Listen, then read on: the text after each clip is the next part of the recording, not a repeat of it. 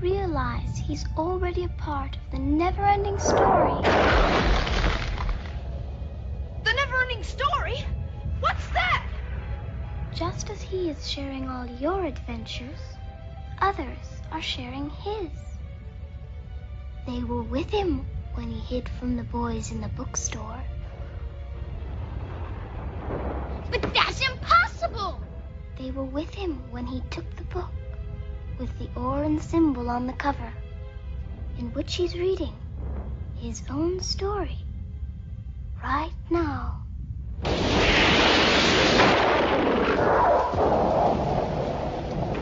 I can't believe it. They can't be talking about me. What will happen if he doesn't appear? Then our world will disappear. And so will I. How could he let that happen? He doesn't understand that he's the one who has the power to stop it. He simply can't imagine that one little boy could be that important. Is it really me? Maybe he doesn't know what he has to do. What do I have to do? He has to give me a new name. He's already chosen it. He just has to call it out.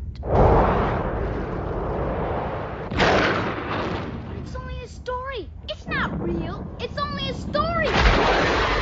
Atreyu, no! Atreyu!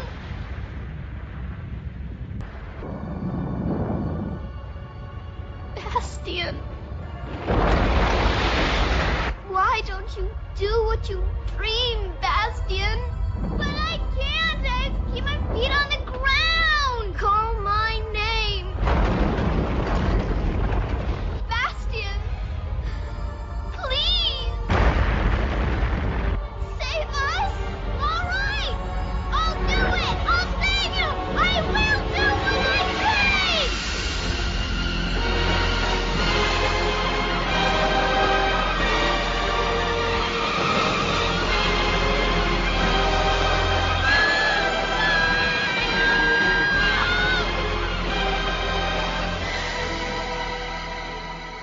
Yeah, what did you want to talk about? You wanted to do some never-ending story stuff, and tell me a little bit about your podcasts and how is there like a frame that you want us to kind of pull the conversation towards, or is it just kind of free form? Well, I try to keep it as free form as possible. Yeah, I mean, the podcast theme is, just really the 1980s. And that's really kind of been, where we put our focus point on, but we always veer off and talk about other things. Got it. So it's the different interviews that I've conducted of people that have, either started movies or did voice acting or whatever. We'll spend a lot of time talking about, that, their particular area that they contributed in that decade. But at the same time, we're always talking about the current projects and, I guess the evolution of their career. So, Sure. Yeah. Great. You said you have about, 30 minutes or so? Yeah, that would be great. Okay, fantastic. Is it okay if we just get started then? Let's do it. Awesome. Sword of Omens, give me sight beyond sight. Greetings, Starfighter. You have been recruited by the Star League to defend the frontier against Zur and the Kodan Armada. Get ready. Prepare for blast-off. Hey, Doc, we better back up. We don't have enough road to get up to 88. Roads? Where we're going, we don't need roads. Remember, no matter where you go, there you are. This is 80's Reboot Overdrive Podcast. We were dancing just like Swayze when Jennifer Grey had nose. Oh, how I miss the 80s, but I'm too young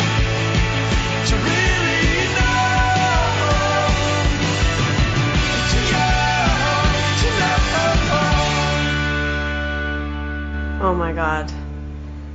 That is like so dated. All right, this is 80s Reboot Overdrive. I am Dave, and online today I've got special guest Tami Stronach, who was the childlike empress in the fantastic, wonderful 80s movie, The Never Ending Story.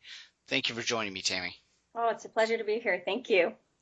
I'm such an, as much like all the 80s kids, just big fans of this movie.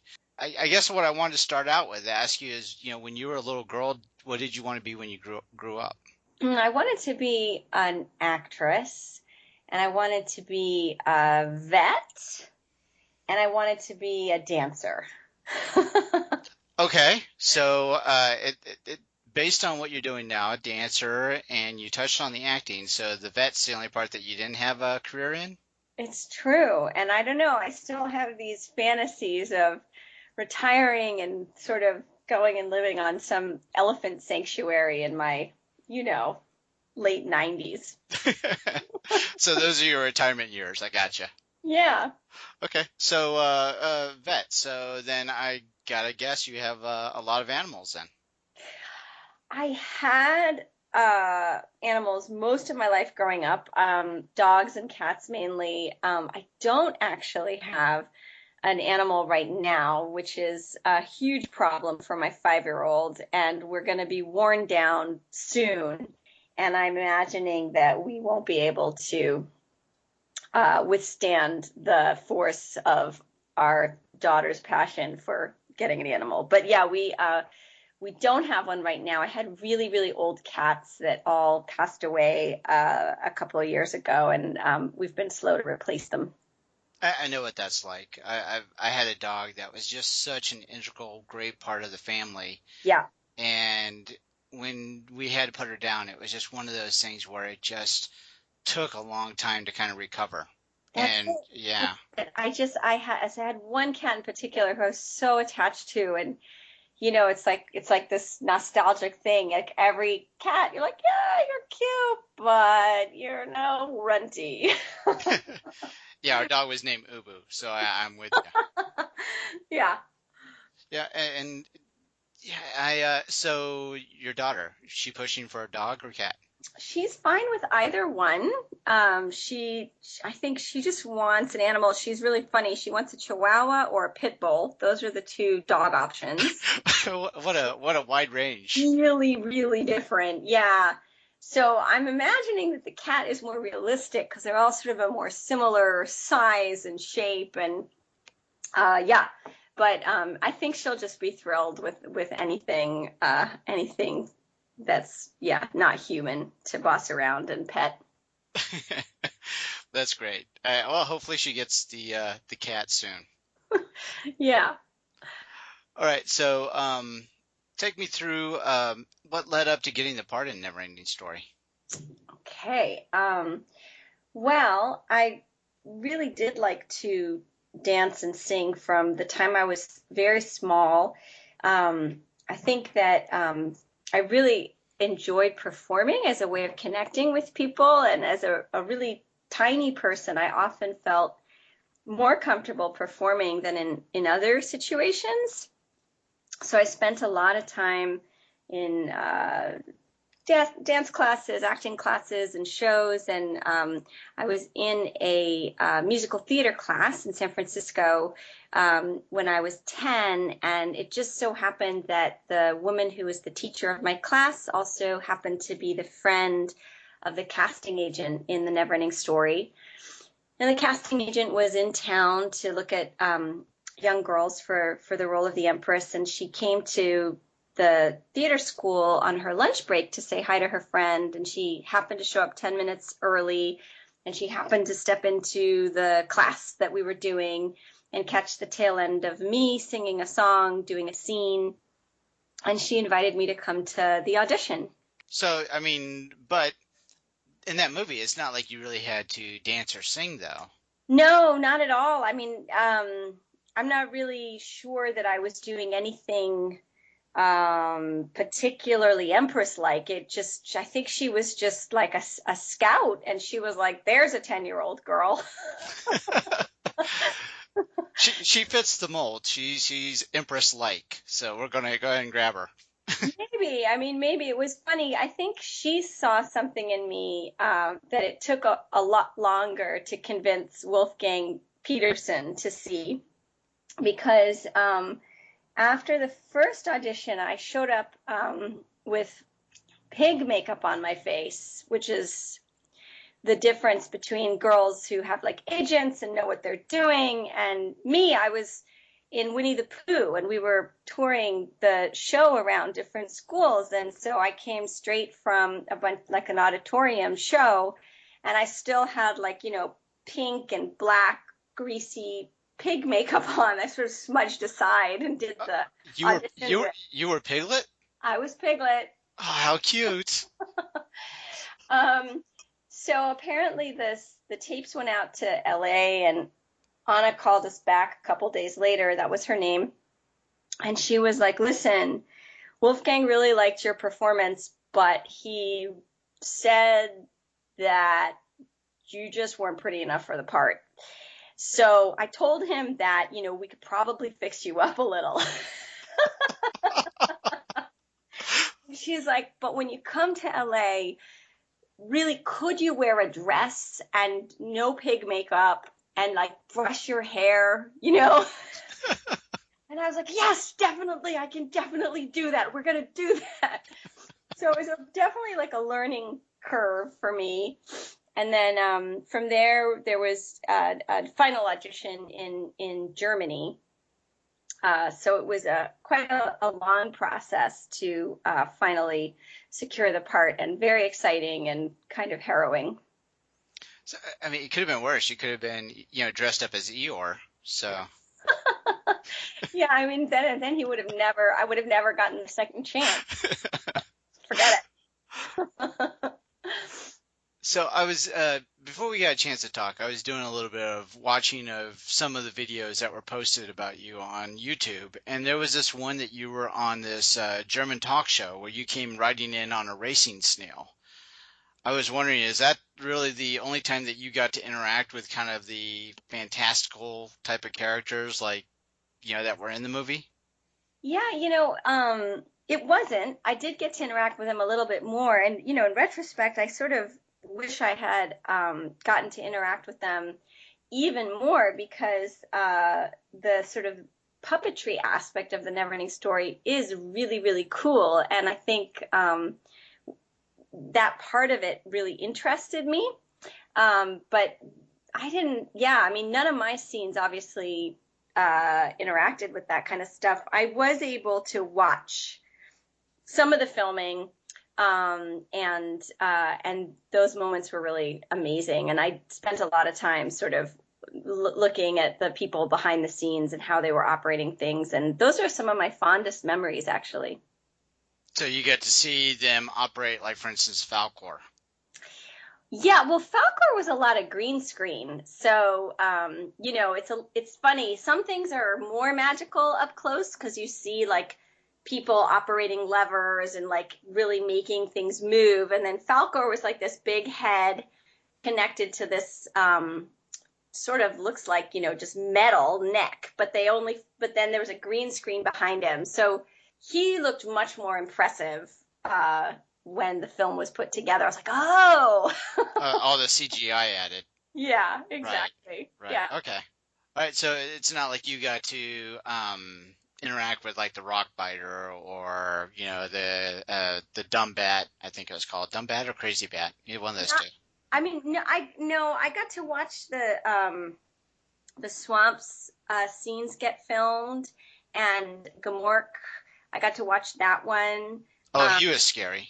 Yeah, he was great. Love it. Bad guys were the best. So the swamp scene, you didn't get to watch.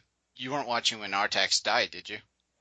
No, and it's a good thing because I would have sunk into the swamps of sadness and I would have never recovered. I think they were smart enough to not put me there that day.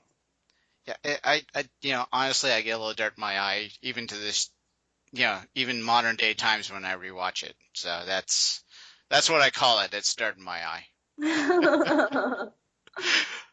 But yeah, that very powerful scene there when Artax dies. I was wondering, is there any of those scenes that for you are favorite parts? I just rewatched it after really not seeing it for 20 years, and my husband was like, "Come on, it's playing in San Francisco." I think it was at the Fillmore, and he's like, we're going to see it. And it was so fun to see it again, and be reminded of all these little moments that I'd forgotten about. I think I have a real soft spot for clowns. Like Charlie Chaplin is a huge hero of mine. So the guy, the scientist who's studying the oracles, and his wife, like that whole kind of vaudevillian shtick, it's not a very important part of the film, but I have to say I really enjoy it. And yeah, I mean, just all the fantasy, all the characters, all the art, all the, sort of imagination that went into building sort of side characters of Fantasia. I'm with you. I definitely like the doctor and the scientist. What were they? They're not elves. No, they're just cute. And he has Yeah. like one tooth, and I don't know. Right.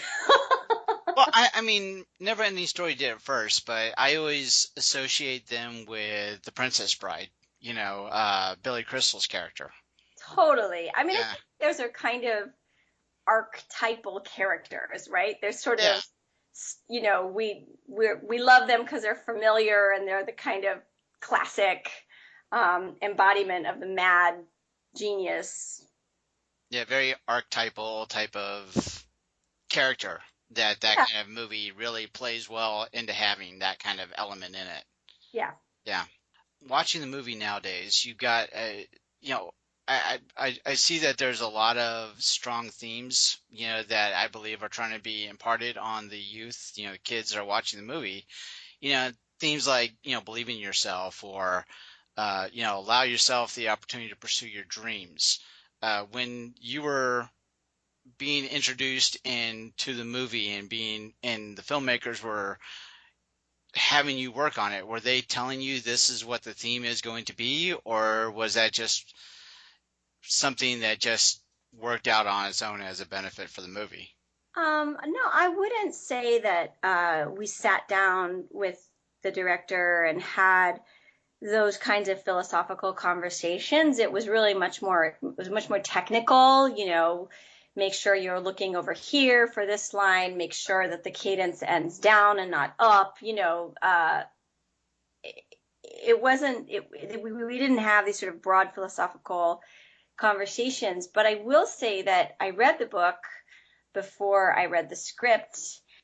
My mother and I had a lot of conversations about it. So I was really invested in the broader themes, and I, really had no idea what I was a part of. We thought it was filmed in Germany in the Bavarian studios, and we just thought this is such a cool script, and it's going to be a little film in Germany that we'll make and nobody will ever see, and that'll be that, and it'll be another one of my little projects that I do, So I was very much drawn to doing it because of the script and because of the story, and I felt very moved by the sort of broader themes of it. Okay.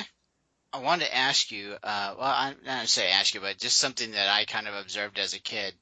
And I think I was a little critical of one of the story elements. And I hope you don't mind me saying this, but when I was younger, you have this very epic adventure. You have Atreyu going there, and really the whole thing that he's got to do is just come up with a new name for the Empress. Yeah. And it just, to me, that as a kid, that just seemed kind of weak. But looking at it from an adult now, looking back on it, I realized that, that story element was really to bring Sebastian into Fantasia, and that was just an easy element to bridge that gap between the real world and Fantasia. But, am I being too hard on the movie? Well, I mean, you're not being too hard on the movie. You're having your authentic reaction to it, which of course is exactly right. And But I think for me, there's a couple things going on with that. I think for the kind of the kid in us, it's sort of like hard to look like a fool and, completely run to the window and open the window and scream out a name. Like there's a part of us, all of us, that wants to save face, and we just don't want to appear that kind of crazy, Right. And so I think in a way, that's like a huge pressure on kids, is to conform and to do what everyone else is doing and to not be weird and to actually risk looking stupid is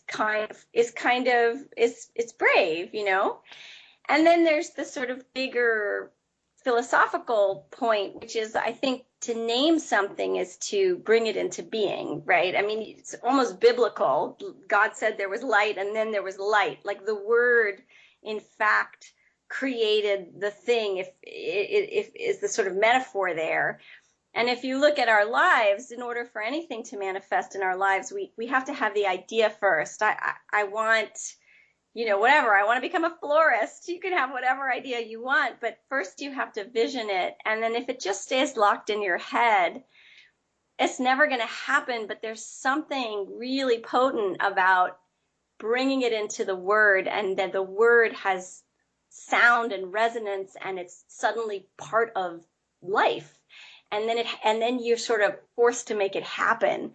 So, I mean, the power of the word to bring things into being, to concretize things, has been something, epic in literature. That it's isn't it like the pen is mightier than the sword? This belief that somehow to name things, to give them words, to give them shape, manifests them. You got me sold now. You're right. Yeah, just I see what you're saying, because Sebastian at up until that point was it was safe. He was being in his own world, and to acknowledge or name the Empress, that was kind of the I'm acknowledging the fact that I'm going to be part of this world, if you will. So I see that. But, I mean, you're right. It doesn't seem as hard as what Atreyu went through. Right. Right. Exactly. But, I mean, Atreyu had, his journey that he had to get through, and then Sebastian obviously had his, because, at the beginning of the film, he had his dad that was, telling him to be level-minded and, not have his head in the clouds. So he had those that kind of thing going against, what he wanted to really be. So I see that. So I've got to ask you, I assume the question that you get asked the most, obviously, would probably be, what is the name that gets yelled out the window? I know that is Moonchild, but I wanted to ask you, what is your thought on that name? What is my thought on the name Moonchild? Yeah. I mean, I think it's a beautiful name. I love that name. I've had so many people tell me, they're like, what is he yelling? Fettuccine? Like, I can't understand it. Like, what is he yelling? I don't quite know why they made it so hard to understand. I think maybe they kind of hoped that each audience member would sort of jump in and name her for themselves. Like maybe there was I'm not really sure what the desire was, but yeah, that is a question I get asked a lot, and it absolutely, is completely incomprehensible. But I mean, yeah, Moonchild is a lovely name. It's so poetic, and I think yeah, anyone would be lucky to get the name Moonchild. To me, it sounds very 70s, kind of hippie-ish. It does? I guess it does in a way. Yeah, I guess so. I mean, Yeah.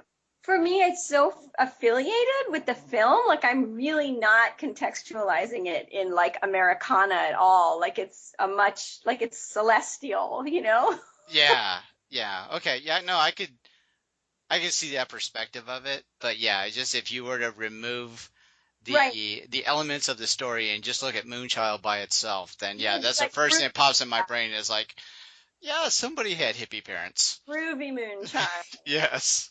That would change the film if he added that. That would definitely change it. It'd have a much different tone. Yeah.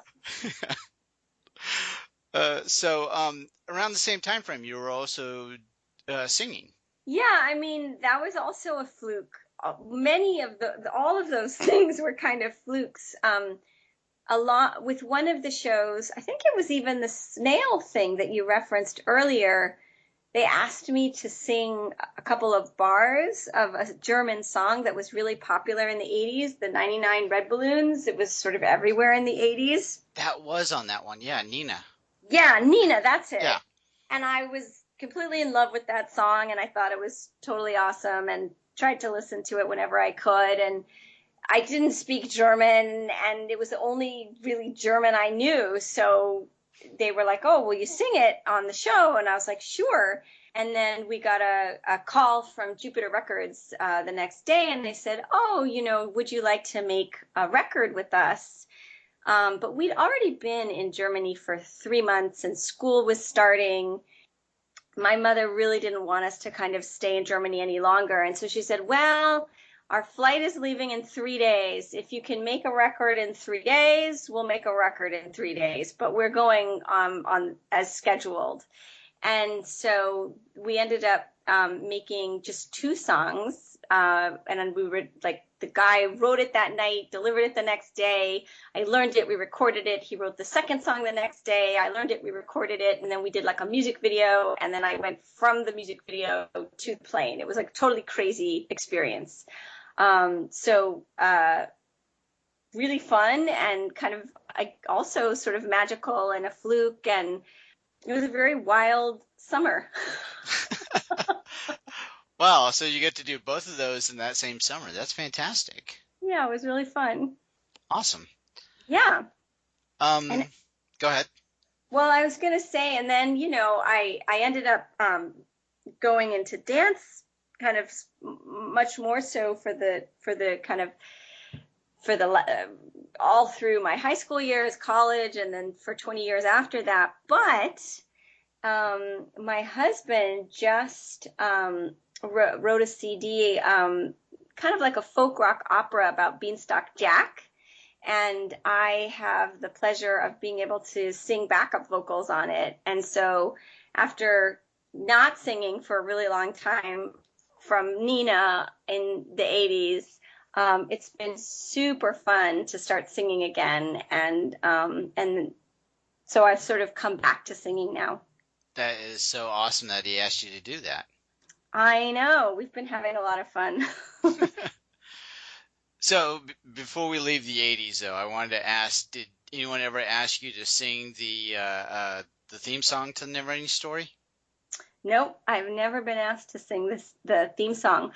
I mean, yeah, people sometimes think that I did, but I'm not affiliated with that at all. Okay. So you don't have your own rendition of that Lamal song? No.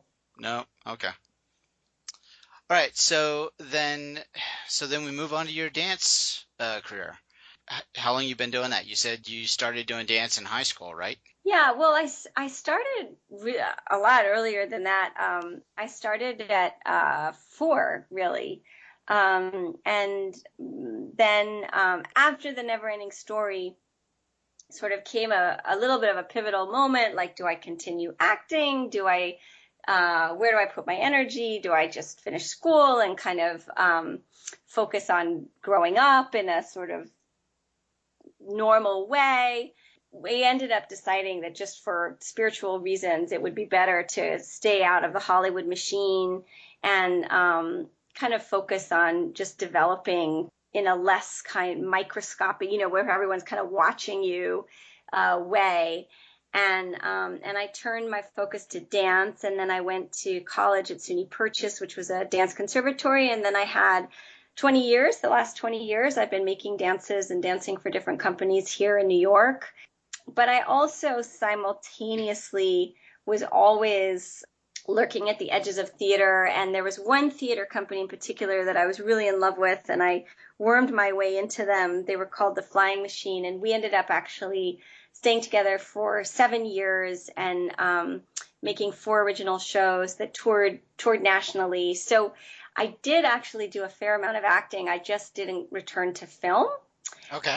Yeah. And so I was sort of skirting both worlds, but mainly working live in New York. Okay. I saw on your website that your dance company had been commissioned by the Czech Center. How that's got to be really exciting. Yeah, we have a show this Thursday. It's opening in 2 days. I just got back from 8 hours of rehearsal. And you're today? Today, yeah. Well, I appreciate your time even more now. Thank you. It's been really fun. I've been paired with a wonderful Czech artist who is both a composer, and he's created this incredible light sculpture that is interactive. So there's a projector with cameras that sense your skin, and it creates these light beams from the projector. And then smoke is poured into it. So it almost looks like clouds floating through these light beams. And then you live, I'm doing a little singing in this show too, sing something like a melody, and it records it live, and each beam of light becomes one of those notes from the live melody you've sung. And so when you touch the space, when you touch the light beam, it sings. And then he's improvising. He's a really beautiful clarinetist, and he's got all these there's like 6 computers hooked up to this with this different sound effects. And I'm dancing inside of this cloud that is sensitive, and when you touch parts of it, harmonizes. That just sounds so awesome. It's really awesome. It's been a really fun project. So we have a couple shows in New York this month, and then we're going to Prague to do a show there at the end of the month. And it's been a blast. It's been a really nice project. All right. So you're doing backup singing. You're taking care of your 5-year-old daughter. You're doing your dance projects. Really, do you have time to sleep? Yeah, I have time to sleep, and it's fun. Having my daughter really inspired me to a little bit change course. I'm still doing the kinds of modern dance and dance theater projects I was doing, but suddenly really wanted to reach a broader audience and also do something that my daughter would really connect with. We founded this company, my husband and I, called Paper Canoe Company, and it's been amazing. We've made a puppet show that we started for local kids and our daughter, and that played in Brooklyn for a couple months, and it just got picked up by a theater in Manhattan. And we're going to be able to develop it into another show that will run throughout the spring. And then we made another show called Light that we just finished last spring. So I've been kind of coming back to acting and coming back to family stories. And in some ways, I think The Neverending Story had a really big influence on me, more than I even thought, because I'm suddenly finding myself really drawn to creating things that in many ways appealed to family audiences then, and that's kind of where my focus is turning to now. Do you see that if anybody gave you the opportunity to be in film again, would you take it? I definitely would. I think that at this point I've had my 20-year dance career, and it was really fulfilling and exciting, but my body is more arthritic. And there is a kind of shelf life to dancing. And so I think in many ways, coming back to acting now has been really fun, because it's a way to keep performing, even as my the height of my legs is gently, the angle is lowering slightly. I think we're our own worst critics, though. I'm sure you're amazing. No, I think there's a natural evolution, and in many ways it's like a coming home. It was my first love, and so it's a wonderful thing to be able to return to it with kind of this other new information to bring to it. Okay.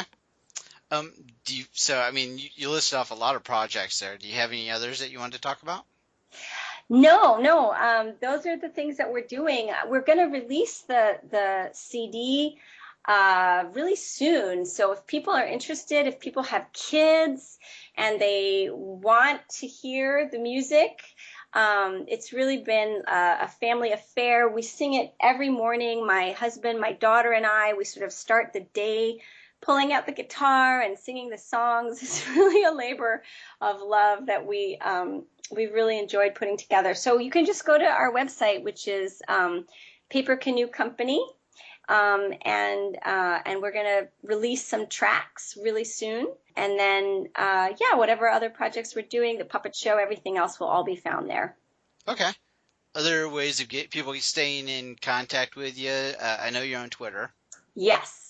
I just have recently done that, and it's been really fun. I think for so many years I was really reticent about connecting with people, and I think in many ways I was just sort of worried about riding on the coattails of something I did when I was 10, and I wanted to kind of carve out my turf as an adult. But in my mid-40s, after 20 years of art making, and I'm a professor now and a mom now, all of that seems rather silly, and it just seems to be such a shame to not connect with people who enjoyed it and find a way to have this shared experience. So it's been really fun, and I've met all kinds of interesting people. I have actually there's a photographer from Australia who I just met, who I'm going to do a photo shoot with tomorrow. And suddenly, me not being so shy has sort of opened up all kinds of doors, and I'm meeting all kinds of interesting people. And I feel rather silly that I was sort of hiding for so long. So your Twitter account, what was that again? Never Ending Tami. Is there any other social media credentials you wanted to give? I'm not, my Facebook is, I post like shows on Facebook. Okay. But I think that the best way to sort of keep up with us is just the Paper Canoe Company website.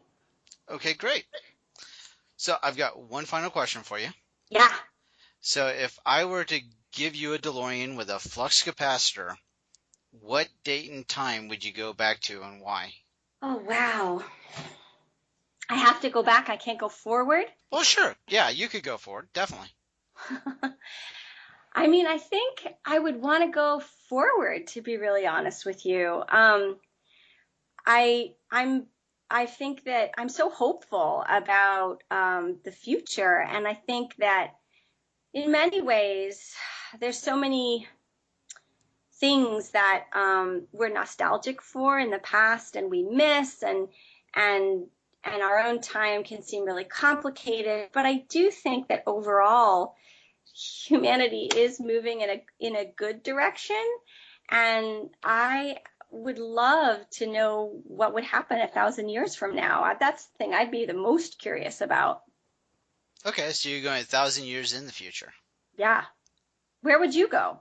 I guess, since I've spent so much time reliving the 80s, I've got to go, mid 80s. I just really enjoyed the pop culture of it. I don't think I want to go back and relive like high school, because, that, I was a nerdy guy, and, introvert, and, didn't talk to a lot of people. But knowing what I know now and getting a chance to go back and revisit and maybe experience some of the things that I didn't really get into back then, and, the things that I've been kind of getting a resurgence of appreciation for based on this podcast and based on what I'm doing. Yeah. I think I'd want to go back and relive those moments, but not necessarily relive the moments, but enjoy those moments for a first time at the time they were happening. What do you think is special about the 80s, or what is it about the 80s specifically that calls you to make a podcast about them? It is, for me, I mean, it was just, a lot of being a 10 years old to my teens.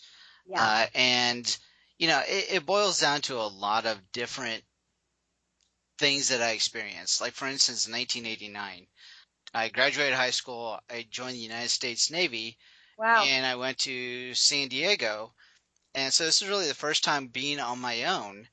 And, it was just, it's tough to explain. And, you know, there was the summer of Batman, because Michael Keaton's Batman film was coming out. I got to go to my first experience of enjoying a comic book as they're really, something that I didn't really understand the comic book industry, but I got a chance to go to the San Diego Comic-Con before it became this big megalithic thing that it is nowadays. So you were kind of on the circuit earlier on that. Yeah, thing. Yeah, and like for instance, Batman, it was a game changer for me because before we had gotten, Adam West Batman, which was the 1966 TV show, Mm-hmm. And the campy type of thing, and you had the Super Friends cartoon, and so Batman was just kind of this guy that was out there that was kind of campy and kind of fun, but that was it. Right. And then when I got to go to the comic book show, the Comic-Con, I got introduced to a graphic novel called Frank Miller's Dark Knight Returns. Mm-hmm. And it blew my mind because it was no Batman version that I'd ever seen before.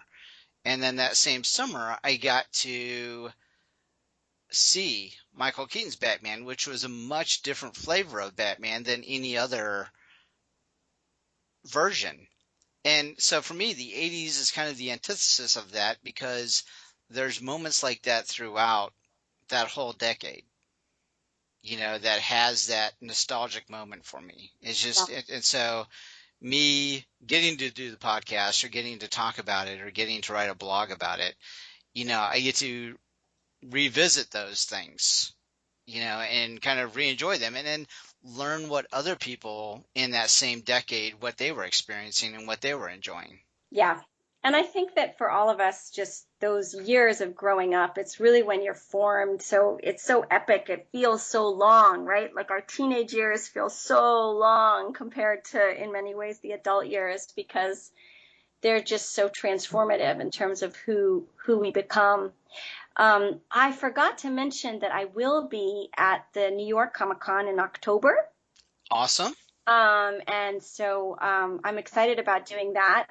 In addition to signing autographs, I have the opportunity to sit on some panels that I'm excited about because it marries my work as a teacher with my interest in sci-fi and fantasy films. So I'm sitting on a panel, Pop Women in Culture, and we're going to look at and think about just the role of women in comic books and fantasy and sci-fi.